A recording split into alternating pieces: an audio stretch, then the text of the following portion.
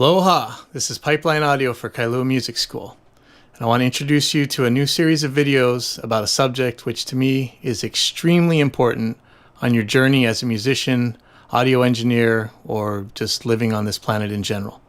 Critical thinking. Specifically, how critical thinking or rational skepticism applies to audio. So what is critical thinking?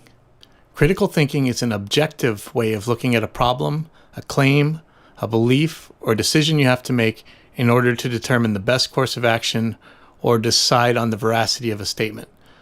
Often you'll see critical thinking by another name such as rational skepticism, rationalism, valid reasoning, or logical thinking. There's a lot of these actually. One simple way of applying critical thinking can be summed up in a 4-step process. Part 1, finding information on a subject in the forms of claims or data, or more simply, gathering evidence. 2, examining the collected data or examining the evidence you gathered. 3, making conclusions. And 4, evaluating those conclusions. Often you'll be repeating some of these steps or all of these steps in a loop until you get a pretty good conclusion that you can actually rely on. As a for instance, let's say a claim has been made that gold-plated audio connectors sound better than plain steel connectors. Let's apply the critical thinking process. So, part 1, let's get some data. We could connect a digital multimeter and measure the resistance between the connector and the contact points in its terminals. We could hook up a frequency analyzer and see what the bandwidth and frequency response of those connectors are, and if there's actually any difference between them.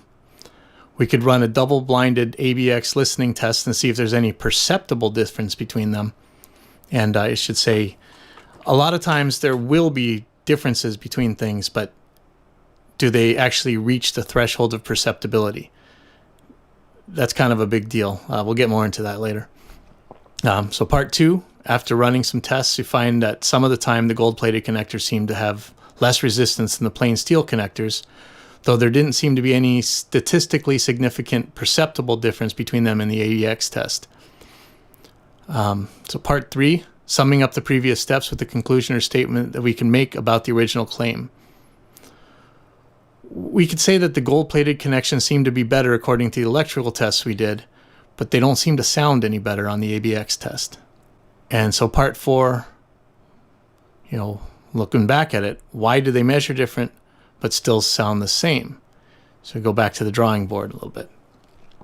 So examining this 4-step process, what if the self-cleaning nature of the gold plating is coming into play here? Let's eliminate some variables. Upon further testing, this time cleaning the connector with alcohol before the resistance measurement, we find that the resistances come out as equivalent to each other. Now we probably have some justification to claim that gold-plated connectors might be more reliable than plain steel. I think, based on the ABX test, that we can confidently say at this point that no, gold-plated connectors do not sound any better than plain steel. But as to the reliability, this test just led us to some new avenues to explore. That is often the inherent beauty in the critical thinking process. For every question that gets answered, we get led down new paths with new questions to answer and new ideas to explore.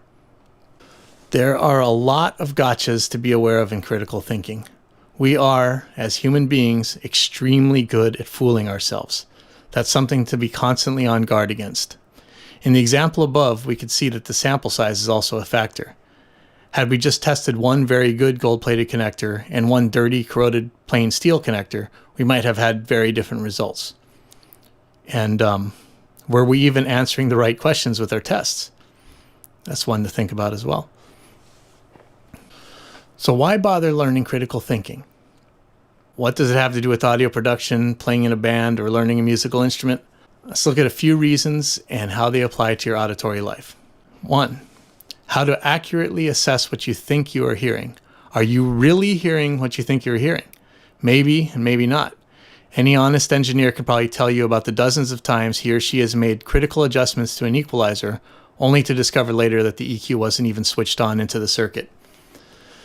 This despite perceiving that the EQ changed the sound as the knobs are being turned.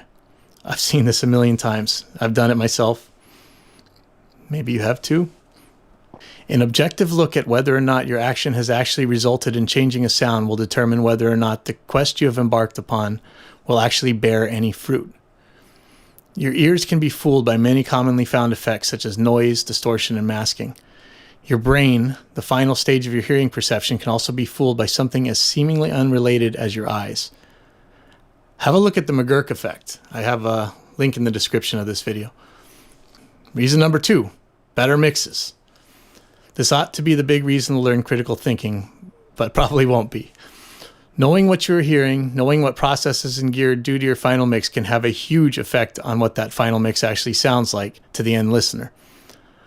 Understanding the effects of masking, for instance, can leave you a lot more room for each instrument in a mix and allow you to better deal with the frequencies you do encounter. Purchasing decisions. For most people, this is the big one. As an audio engineer or as a musician, you will be faced with entire hordes of choices of equipment to buy. Picking what you actually need can be an amazingly daunting challenge. There are gobs of dishonest people trying to sell you things you don't need, making claims they can't back up, and instilling a fear and insecurity about your audio arsenal. There are just as many, and maybe more, honest people repeating claims that they believe are true, but are either flat out wrong or have never been proven. Your critical thinking skills will help you separate the wheat from the chaff when it comes to the gear and claims about audio in general. So I should say a few words about the term skeptic or skepticism.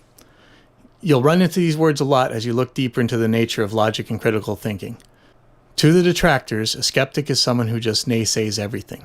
But rational skepticism is really just a critical look at the claims being made and apportioning belief in a proposition based on the amount of supporting evidence a claim has.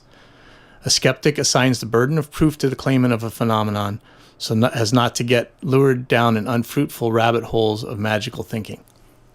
An often used story when learning to apply skepticism and critical thinking is the fire-breathing dragon. If I claimed to have a fire-breathing dragon in my garage, you probably wouldn't believe me. Since I'm the one making the claim, the burden of proof is beyond me.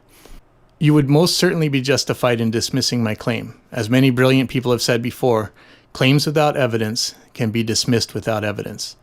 But let's say you really wanted to know if I had a fire-breathing dragon in my garage. You could ask to see it. But what if I said the dragon was invisible? Well, you could ask to weigh it. But I could say it was massless.